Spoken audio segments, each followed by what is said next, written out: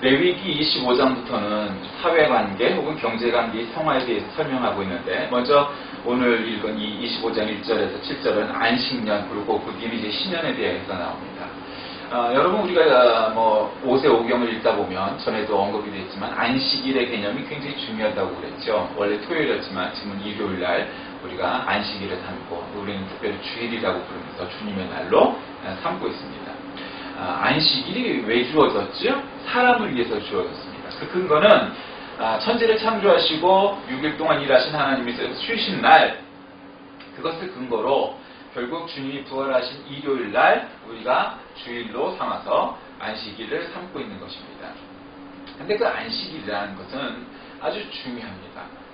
그 전에 설교할 때도 그런 말씀을 드렸지만, 사람이나 동물이나 기계나 일주일 내내 돌린다고 해서, 일한다고 해서 능률이 나지 않는다, 여러 그런 근거를 말씀을 드렸습니다. 그 안식일의 개념이 좀 더 확대된 것이 바로 안식년이고, 안식년이 7번이 확대되면 그것이 이제 희년이 되는 건데, 올해가 이제 대희년이라고 했습니다. 70번째 맞는 희년이라고 그런 말씀을 나눴죠. 그런데 이스라엘 민족에게 여러분, 땅은 굉장히 중요합니다. 물론 이제 우리나라 사람들도 부동산 좋아하죠. 근데 이스라엘 사람들에게는 한국 사람과 같은 그런 투기 혹은 투자 개념의 땅이 아니고, 그들에게는 신앙이고 그런 차원입니다. 그러니까 재산 이상입니다. 왜냐하면 땅이란 건 하나님의 구원과 축복을 보증하는 언약의 증표이기 때문이고, 그래서 이스라엘 사람들에게 땅은 굉장히 중요했습니다.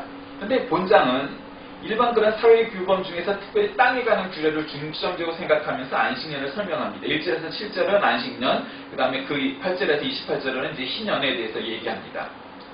그리고 그 당시에, 그러니까 그 기간 안에 가옥이 거래됐거나 또 땅을 저당 잡았거나 고리대금을 해갖고 돈을 빚어줬거나 하는 것들이 이제 안식년 혹은 희년이 되면 다 이제 돌아와야 되는 거죠. 우리가 다 알다시피 이제 그런 겁니다. 근데 원래 이런 안식년 혹은 희년 제도는 당시 고대 근동 사회에는 없습니다.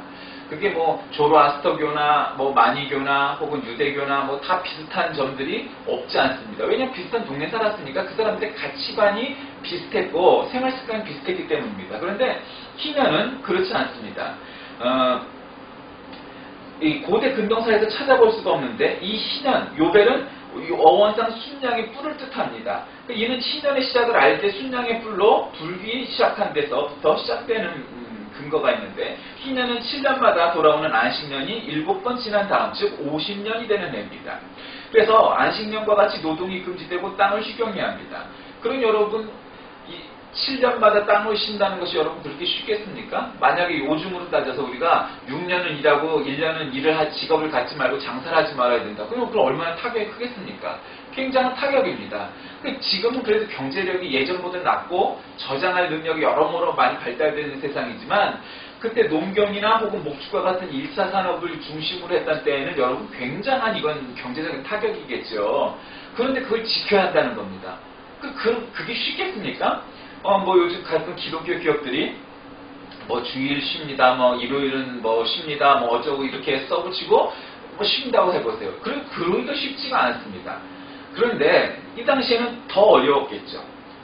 근데 그럼에도 불구하고 하나님은 우리에게 안식년 혹은 희년을 지키라고 말씀하십니다.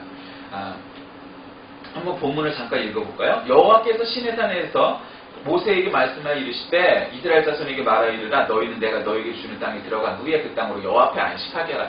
여러분, 지금 우리가 레위기를 읽고 있어요. 그 뜻은 뭡니까? 지금 팔레스틴, 지금의 이스라엘 땅으로 이스라엘 백성들이, 히브리 사람들이 들어갔다는 얘기인가요? 안 들어간 거예요. 아직 주지도 않은 땅에 대해서 뭐라고 말씀하시냐면, 한마디로 내가 너에게 약속한 땅에 들어가거들랑, 그러니까 미리 약속하는 거예요.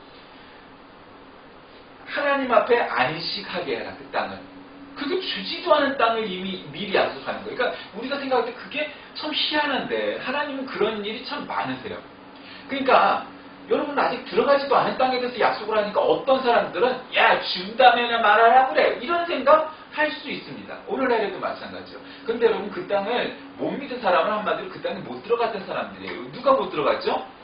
나이 많은 사람들, 주로 나이 먹은 어른들이 잘 말을 못 믿, 남의 말을 못 믿는 거죠. 근데 순진한 어린애들, 젊은이들은 그 말을 믿었던 거죠. 그러니까 팔레스틴에 들어갈 수 있었던 거예요. 나이 많은 사람 중에 여호수아만 들어갈 수 있었던 거예요. 왜? 그는 끝까지 하나님 말씀을 믿었기 때문에. 그러니까 아직 주지도 않은 땅을 들어가서 안식하게 하라는 거죠. 그러면서 6년 동안 밭에 파종하여 6년 동안 포도를 갖고 그 소출을 거두라. 또 7째에는 그 땅이 쉬어 안식하게 할지 여호와께 대한 안식이라. 너는 그 밭에 파종하거나 포도를 가꾸지 말라. 그 6년은 농사를 지어도 되는데 7년째 되는 애는 짓지 말아요. 이게 참 어렵죠. 근데 여러분, 땅을요, 휴경지, 옛날 그 역사책에 보면 여기는 기경지고, 여기는 휴경지고, 이런 거 있죠. 밭을 돌아가면서 놀리기도 하고. 근데 하여튼, 6년을 농사 지으면 땅이 기경이다 하기 때문에, 지금처럼 비료나 이런 것들이 두엄이나 이런 게 발달된 게 아니니까, 그러니까, 그렇게 1년을 쉬어줘야 땅의 그 지력이 회복이 되는 거죠. 근데 그렇게 쉬운 게 아니에요. 왜냐면 굶어 죽을 수 있으니까. 한마디로 경제력이 타격이 있으니까. 그래서 내가 거둔 후에 자란 것을 거두지 말고 가꾸지 아니한 포도나무가 맺으면 거두지 말라 하면 거두들이지 말라 이거죠. 그러나 안식년의 소출은 너희가 먹을 것이니 너와 내 남종과 내 여종과 내 품꾼과 너와 함께 거류하는 자들과 내 가축과 땅에 있는 들짐승들이 다 소출을 먹을 것을 삼아라. 삼을지니라. 이렇게 얘기가 나오죠. 자, 이렇게 안식년과 희년에 대한 규례를 한번 살펴보려고 합니다. 안식년은 안식일이 6일을 일하고 하루를 쉬는 거라면 안식년은 6년을 쉬고 6년을 일하고 1년을 쉬는 겁니다. 우리나라에서 안식년을 하는 것은 이제 목회자들, 대부분은 잘 못하지만 그래도 큰 교회 목회자들, 그다음에 특히 제일 많이 실천되어지는 게 교수들이죠. 교수들은 보통 기독교 대학이나 아니거나 간에 6년을 강의를 하면 1년을 쉴 수 있는 겁니다. 그렇게 안식년을 하죠. 근데 이것이 성경적인 내용입니다. 왜냐하면 6년 동안 파종하여 소산을 거두고 7년째는 갈지 말고 묵혀둬라 이렇게 오늘 성경 본문 말씀이 말씀하죠.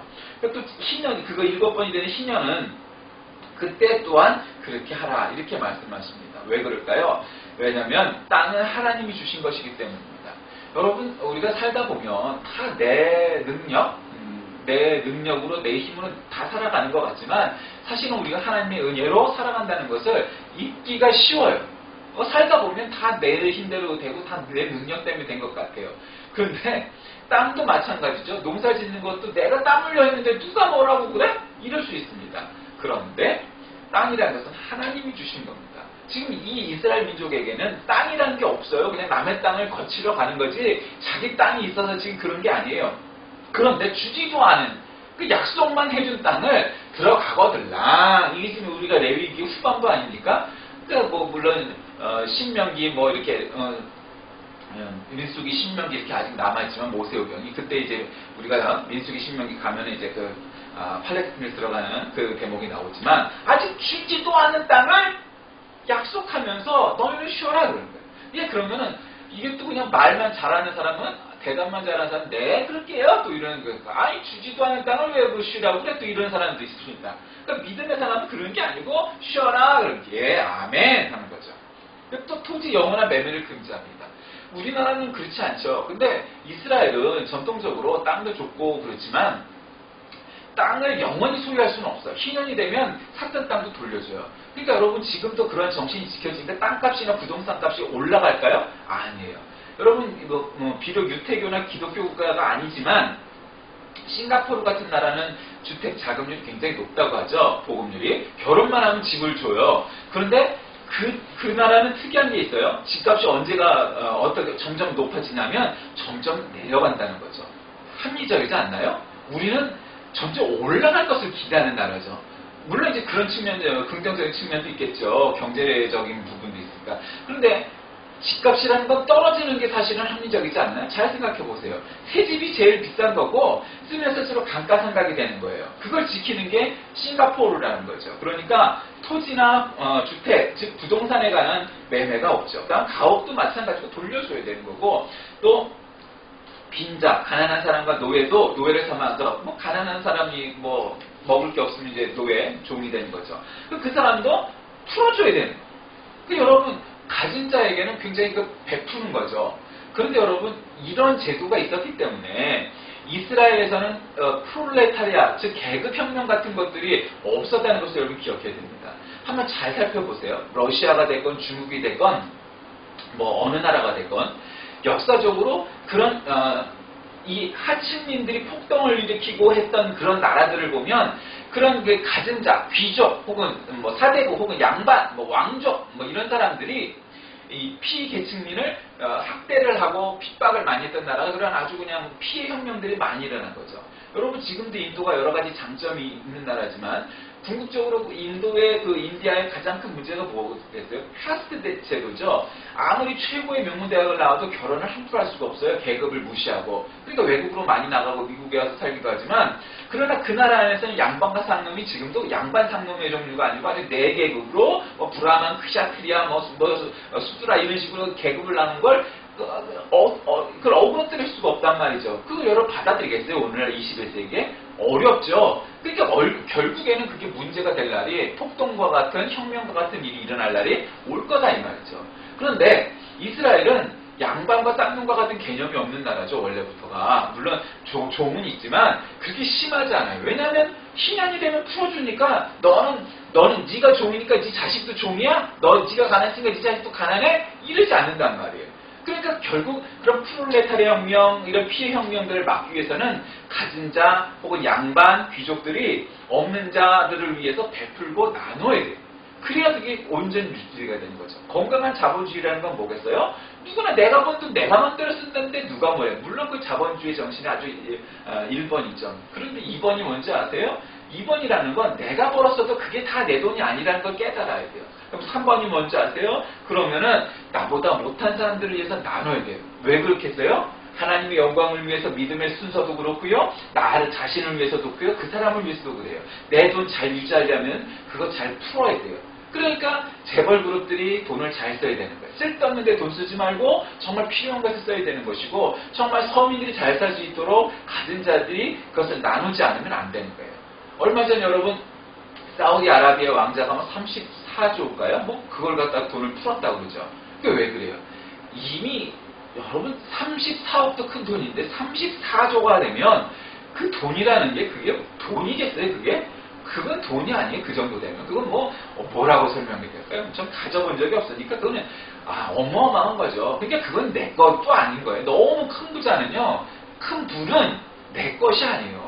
능력도 마찬가지예요. 그것도 어느 정도 돼야 돈도 내 돈이라고 우기는 거지 30 몇 조 이런 건 내 돈이 아닌 거죠. 그러니까 어마어마하니까 개인이 소유할 수 있는 돈이 아닌 거예요. 그러니까 그렇게 쓰는 거죠. 그러니까 우리가 돈을 갖거나 뭘 하거나 간에 그런 부분들에 대해서 이 빈자와 노예를 해방시켜주는 것이 분명히 필요한 겁니다. 여러분 오늘 신년 혹은 안식년에 대해서 얘기합니다. 그런데 오늘날엔 어떤 점이 있을까요? 예를 들면 그거겠죠. 저는 노조가 꼭 필요하다고 생각하지 않습니다. 딴 기업보다 돈을 많이 주면 꼭 노조를 만들어야 되나요? 그거는 노예예요. 없어도 되죠. 그런데 대개는 그렇게 돈을 많이 주는 기업이 그다지 예전에 삼성이 노조가 없는 지금도 노조가 잘 없지만 딴 기업보다 돈을 많이 준다는 그런 거는 예외적으로 있지만 대체로는 노조에서 파업하지 않으면 단체 활동하지 않으면 돈 많이 안 주죠. 월급 안 올려줘요. 그러니까 노조를 만드는 거죠. 그러나 노조가 꼭 있어야 된다고 주장하는 것은 그건 아주 굉장히 편협한 생각이죠. 노조 없이도 월급 많이 주면 되는 거죠. 그러니까 독일 같은 나라가 노조와 이 사용자 간의 굉장히 활동들이 아주 잘 유기적으로 이루어지는 나라인데 파업하지 않아도 그리고 또 노조에서 노동자들이 생각해도 지금 세사 형편이 어렵기 때문에 임금을 동결하자 혹은 깎아가면서 하자 여러분 그런 결심을 할 때 회사도 발전하고 결국 그것을 나중에는 돌려받을 수도 있는 겁니다. 그러니까 서로가 그래야 되는데 눈앞에 닥친 내 이익만을 위해서 모든 걸 저기하고 정당화하기 시작하면 결국 문제가 되는 거죠. 사고가 나는 거고 결국 다 같이 죽자는 얘기죠. 자본주의나 사회주의나 이런 것과 관계없이 여러분 다 같이 죽자는 길을 선택하는 건 굉장히 어리석은 거죠. 내 눈앞에 내 이익을 내가 갖겠다는데 네가 뭐야? 이러기 시작하면 결국 다 죽자는 얘기예요. 자, 말씀을 정리합시다. 오늘 하나님께서 제정하신 절기와 성회와 규례 등 이런 것을 주셨는데 그게 다 누구를 위해서 주셨다고요? 사람을 위해서. 이스라엘을 사랑하여 복을 주시를 뜻에서 한 거예요. 그런데 사람들이 생각할 때는 왜 6년만 일하고 7년째는 일을 못하게 해? 생각할 수 있지만 그 모든 것이 다 우리를 위한 거라는 거죠. 그러나 오늘날 우리가 이것을 아주 기계적으로 지키기는 어려워요. 예를 들면 경찰관들, 소방관들, 여러분 이런 사람들, 뭐 군인도 마찬가지죠. 뭐 의료진도 마찬가지고 이 사람들이 안식이 되니까 나는 쉬어도 돼, 일 안 해야 돼, 그렇게 기계적으로 적용하는 거 지금 이슬람 사람들하고 똑같아지는 거죠. 그렇게 인생을 살면 안 되고 그렇게 믿으면 안 돼. 그거 그릇된 거예요. 하나님 혹은 알라의 가르침이 그런 걸까요? 그 절대 아니에요. 프로테스탄티즘은 결국 정신은 살리지만 그 정신 가운데 현대 적용할 때 그 정신을 살리는 거지 기계적으로 안식일날 쉬었으니까 지금 일요일날 빨간 날은 모든 사람들이 쉬어야 돼, 수술하면 안 돼, 이런 게 아니라는 거죠. 일을 해야 될 사람은 해야 돼요. 그러면 상업적으로 그게 또 한 것.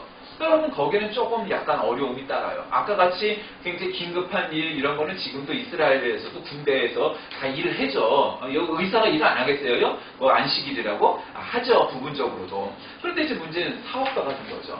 예를 들면 마트나 백화점 같은 데가 일요일날 문을 연다, 닫는다. 여러분 그 굉장히 경제적인 차이가 클 거예요. 그런데 열면 당연히 벌겠죠? 닫으면 당연히 돈을 못 벌 거예요. 그 당연한 거예요. 그걸 모르는 사람이 세상에 어디 있겠어요? 그런데 난 감안하고 그 감수하고 난 문을 닫을 거야. 여러분 그거 정말 쉽지 않은 결단이죠. 근데 나는 닫을 거야 해서 성공한 사람들의 사례도 많이 봤고 또 그것 때문에 잘 안 된 사람도 있을 거예요. 그런데 문제는 경제적으로 타격을 입더라도 난 감수하고 나는 주일날 쉴 거야 라는 결단을 한다는 것은 굉장히 쉽지 않은 일이죠. 그러나 하나님께서 그것을 채워주시리라고 저는 믿습니다. 여러분 땅을 주지 않고도 땅을 쉬게 하라고 미리 말씀하신 예언을 하시는 하나님의 말씀에 아멘 하기 쉽지 않죠. 그런데 여러분 지금 우리에게도 마찬가지로 똑같은 그러한 말씀을 주시는 겁니다. 우리가 일요일 무조건 다 쉬고 막 놀고 공부 안 하고 일 안 하고 꼭 그래야 된다는 건 아닙니다. 오늘날의 시대는 이 현대 시대엔 그런 개념은 많이 달라요. 그러나 정신은 살아있어야 되는 거예요. 정신은. 공부하지 말라, 일하지 말라 이런 게 아니에요. 그러나 내가 알아서 해야 할 일은 알아서 해야죠. 그겁니다. 자, 본장에 나타난 신년과 안식년에 대한 정신을 오늘날에도 현대적으로 접근을 잘해서 살려야 될 겁니다. 그럼에도 불구하고 우리가 그런 것을 잘 지켜나가지 않는다면 우리는 정말 믿음의 본질을 잃는 하나님의 사람들이 될 겁니다. 아니 하나님의 사람이라고 말할 수 없게 될 겁니다. 신년과 안식년, 이것은 우리를 위해서 주신 하나님의 은혜와 사랑이고 감사할 일입니다. 이 맥주감사주의를 맞는 1년의 절반을 보내고 다시 이제 후반기를 또 접어져가는 오늘 우리가 하나님께 감사하면서 또 후반기에도 감사할 일이 늘어날 수 있게 우리 영혼이 더 깊어지고 더 시력이 좋아져서 하나님께 감사할 일이 나날이 늘어난 저와 여러분이 되시길 간절히 기도합니다. 하나님 감사합니다. 오늘 맥주감사주일 1년의 절반을 보내고 다시 후반기를 들서는 첫날을 맞게 하시고 또한 하나님께 감사할 수 있게 하시는 은혜를 감사합니다. 우리에게 안식일, 안식년, 신년과 같은 일들을 주신 것은 우리를 위한 하나님의 은혜와 사랑이며 하나님께 감사할 수 있는 여러 가지 이유가 됨을 고백합니다. 올 하반기에도 하나님께 감사할 일이 늘어나게 하시고 신년, 안식년과 같은 일들이 우리를 위해서 주신 하나님의 은혜를 깨닫게 하여 주옵소서. 예수님의 이름으로 간절히 기도드립니다. 아멘.